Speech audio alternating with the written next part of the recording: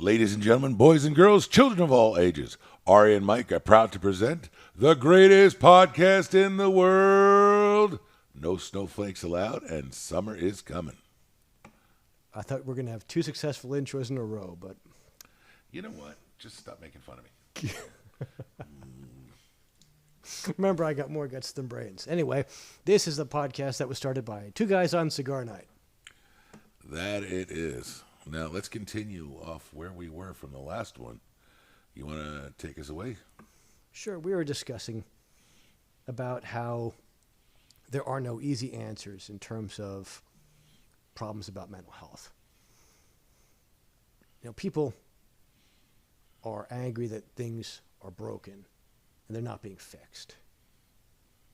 But the question becomes, is there a way to fix them? And the problems I mentioned last time included things like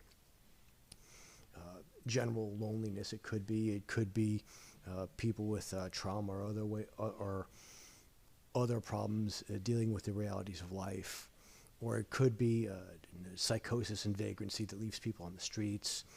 It could be the latest mass shooter who just seems to have snapped and went and committed a great acts of violence. And every time these things happen, people say we got to fix the mental health problem in our country. And we're just discussing whether or not such a thing is possible. The answers are simple. Putting into practice is going to be the rough part. You know, we talked about going to college. We talk about like how it was such a big, powerful thing back in the day. We have to go to college, have to go to college, have to go to college. But if you go to college nowadays, it's so expensive that unless you're wealthy, you're basically setting yourself up for a lifetime of debt, you know? And not only that, it's like, what did we see with this whole, you know, everything that's been going on in Israel last month is that, like, guess what? They're all on the wrong side of things. They've lost the morality. Now, when we're talking about fixing mental health, it's not so much about what you believe. You know, I don't need to believe it, but I need to have the ability to have adult discussions on how we need to fix things. And if you know, it's funny. You know, as you know, as majority of people who are listening, probably going to listen to this know, I'm a diehard Jets fan. And Aaron Rodgers said something last week on the Pat McAfee show that I really think is totally true. I firmly believe it. And it's something that, you know, we need to remember. Right? If science cannot be questioned, then it is propaganda. Science is only science when it can be questioned and then, you know, proved. It is not a science if I question science and you're going to beat me down for it, you've lost the moral high ground there. Because we don't know what's right and what's wrong. We have to, you know, there's reasons why you have double-blind studies. There's reasons why we verify work. There's reasons why, you know, all these, you know, I can pull a study and I could show in anything I want from just about any study because I can pick and choose, right? So if I don't have somebody verifying my work, then what do I have? I have nothing but a fart in the wind that can be blown away real easily. So I need that strength to do it, but we're afraid to check because if we double check as a scientist, we're not going to get credit for it. So what happens? So nobody wants to double check stuff, you know? So all of a sudden everything is like, oh, this is right, this is that, this is that. And it's scary because mental health, we're creating our own mental health issues. If I'm always wrong, no matter what I do, then I'm going to have low self-esteem. If you're telling me this is wrong and that's wrong and this is wrong and that's wrong, like, are you kidding me? It used to be a kid was hyper. Now he's got ADHD. Well, great. So he's got ADHD. And now, mind you, it's whether one was right or wrong is not the issue, right? If one was this, that, or whatever. But what was it? It's that we're not giving credence to simple answers. We're not giving, like, if I'm a drug addict, right, and I want to get sober, the first thing I got to do is admit that my world is messed up. Like, I have to be like, I admit defeat. I'm done. I can't do it. I can't live this way anymore. And then if you follow the 12-step method, It is a program of reinventing yourself, right? Which will benefit anybody in the world, right? The 12 steps isn't just for addicts, it's for everybody, right? I'm sick of living how I want to live. I have to believe in that there's another way of living. And I have to commit myself to that. And then I have to figure out where did I screw up in my life? I share it with somebody who then like helps me find my negative patterns and my positive patterns. And then I can figure out what I need to improve upon and what I need to change. And then I take out the negative and I put in what do I put in? I put in something positive. So if I'm a liar, right? And I stop lying, that's all I do, I'm going to go back to lying. But if I stop lying and I force myself to say the truths that I didn't want to say in the first place, that's going to make me more honest and more honest and more honest. Like, it's going to improve upon my life. If I'm lazy and I don't want to do the work, but then I force myself to do it, every time I force myself to do it, it's going to get easier and easier. But these are hard processes to go through. And you know what? We're not willing as a nation anymore to put those things in. We're just not. We're looking for the pill, that silver bullet. We're looking for that thing where it makes my life easier, when the reality is that hard work and discipline have solved more problems, from the physical, the mental, the spiritual even, than anything else you can think of. You know, it's just, we don't do enough of that. A friend of mine from a very long time ago, I recently met her again. She had dinner here. Her name is Pamela Garfield Yeager, and she has a website called thetruthfultherapist.com. And when you're talking about the trustworthiness of therapists and that field, one of the things she discusses is therapists who rebel on the trans issue, the therapists who will not tell the parents of their clients, which would you rather have, a live daughter or a dead son, for example. So you have other problems in terms of psychological treatment. Wait, pause on that one. I got to say something real quick. Johns Hopkins University came out with a study on the transgender movement, right? And basically claimed that it was a mental health disorder. And they got so beat down for doing that you don't see anything else like that anymore. It's like, but if you go to the doctor and say to the doc, I want you to cut off my arm, he's going to have you checked out for mental health issues. But if I go to the doc and say, Doc, turn me into a woman, like cut off my Johnson, he's like, sure, I'm on it. You know, like, why? Because there's such a pressure within the medical community that, like, you can't even question these things anymore.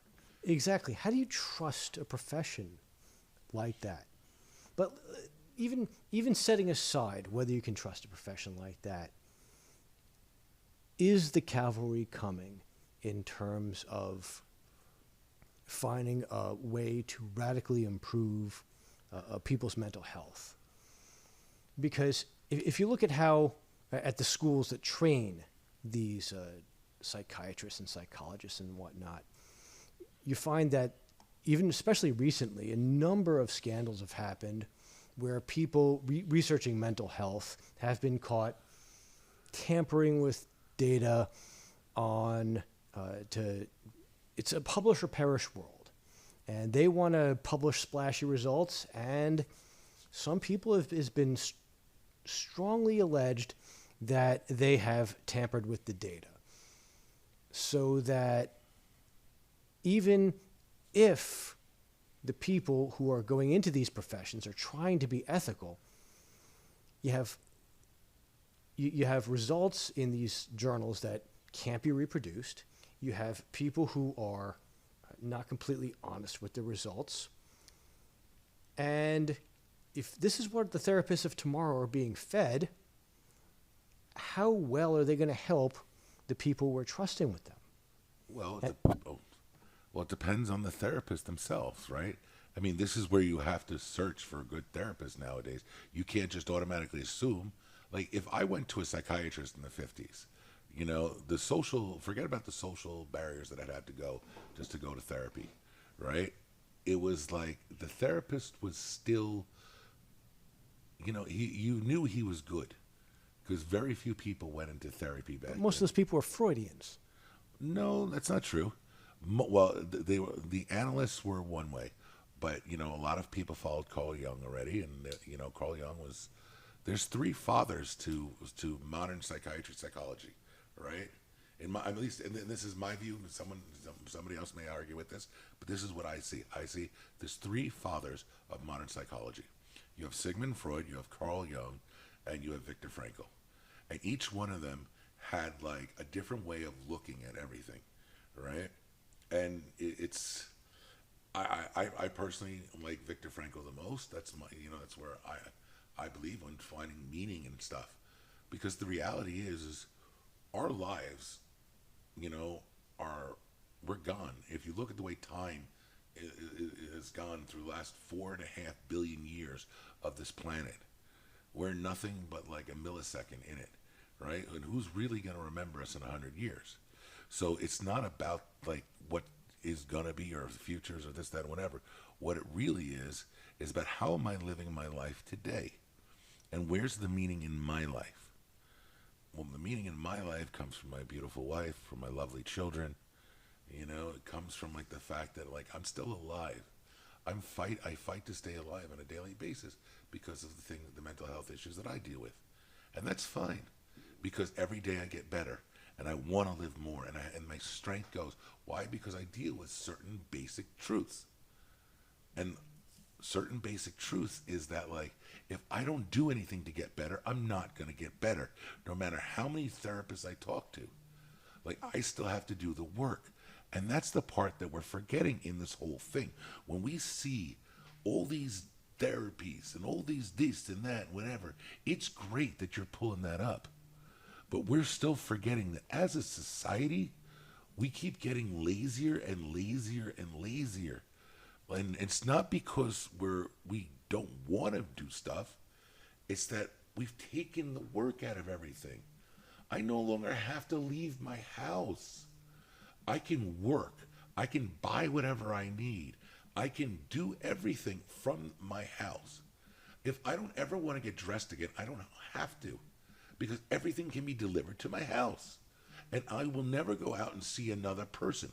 Well, back in the day, they called that guy a hermit, right? Nowadays we say he's isolating.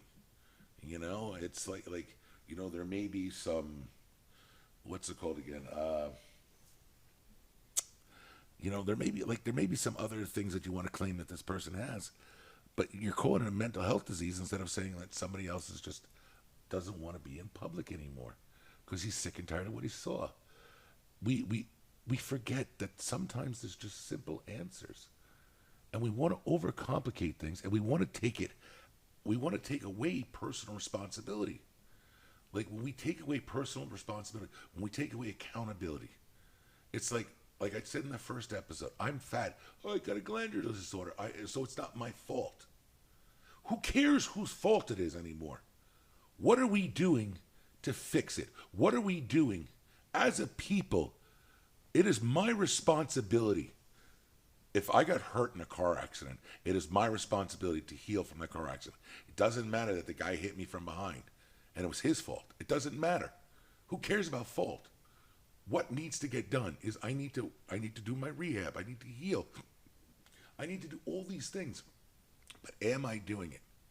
And for that, I'm not really sure anymore, because we're told we don't have to, because of modern medicine and because of all these pills and these theories and blah, blah, blah, blah, blah. But we're never going to heal unless we really do the work to heal. Sounds like what you're saying is that the cavalry isn't coming, like I said at the beginning of the first episode on this topic. And we discussed, for example, how the schools that train psychology may not be doing their job as well as they otherwise could. And, of course, on top of that is psychiatry, which deals with a brain that humanity is not only does not understand, but doesn't seem like it's even capable of understanding, in the sense that in his book, A Skin in the Game, Nassim Taleb talks about the impossibility of understanding the human brain, and here's how he explains it. He explains that, let's say you have a worm or some very simple invertebrate that has 300 neurons. There's an enormous amount of number of connections between those neurons that can happen. But if he has a neighbor, this worm, or has a neighbor that has 301 neurons, because of what's called the dimensionality problem, the amount of complexity, just with that 1/3 of 1% more neurons, it doubles. And if you move up to a human brain that has, 100 billion neurons? Don't quote me on the number. But let's say it's 100 billion. Going from 301 to 100 billion doubles so many times that we're dealing with a level of complexity that I don't think could be computed by any machine we have or could ever create. For example, the game of checkers. It took more than a decade of just straight computing for the game of checkers to be solved.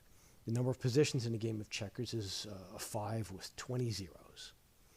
But the game of chess, which is, as compared to a human brain, extremely simple. It has 32 pieces and 64 squares.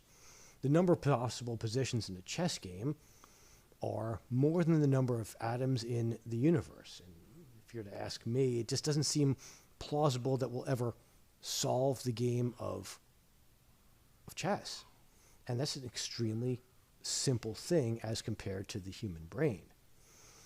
So when we're applying drugs that we don't fully understand to a brain that we don't fully understand, we're going to get results that we don't fully understand. And then when we do it to a population, when we do this to hundreds of thousands or millions of people, we're going to get results that we really don't expect.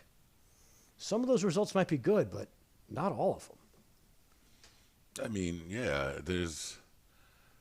listen, there's a couple of things I want to point out. God, there's so much in what you just said that, history has a way of showing us certain things. We look at history. I'm a huge history buff. One of the things I noticed about history is that, good times create weak people. Weak people create hard times. Hard times create strong people. Look at World War II. All those soldiers who fought in World War II, they grew up in the Depression. And so it gave them a certain hardness that when they went to war, that they were able to overcome to do what they needed to do. It's like the psychological factors, need to be understood there. Like, they were created in a system where life is hard. So when we dealt with hard shit, we got to work even harder, right?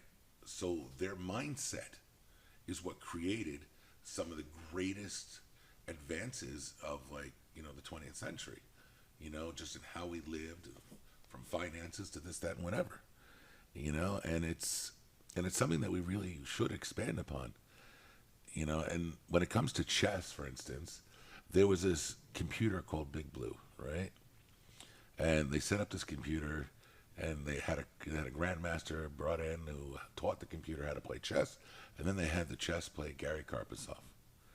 And what happened?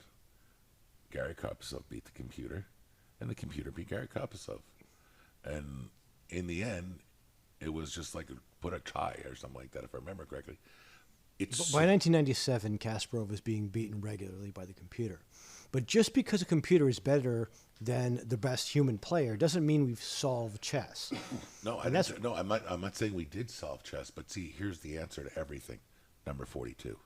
Just remember that. And I'm gonna finish this. I'm gonna finish the second podcast with a line that we're gonna then continue on for the third one. If I go back 150 years, 100 years, whatever it is, and I say, what is going to be in 100 years? I'm going to have no clue. If you asked in 1905 and you talked to them about commercial airlines, everybody thought you crazy. If you go back to 1948 and talk to them about the internet, there's no way a computer will be like that. There's no way. If we go back to 1805, no one's going to talk about computer. Nobody knows what the future's going to bring. We went from a society that like its fastest mode of travel was like horse and buggy, to and ships that use the wind. Like it was like a miracle the first time a ship had an engine that went across the ocean, right? So now we go and we look at all this. We have no idea what the next 100 years are going to bring. And we're going to examine this more in the third podcast, folks. So I want to thank you all for listening. Good morning, good afternoon, and good night, wherever you are. Have a great day. And don't forget to like and subscribe. Thank you for listening, and have a good day.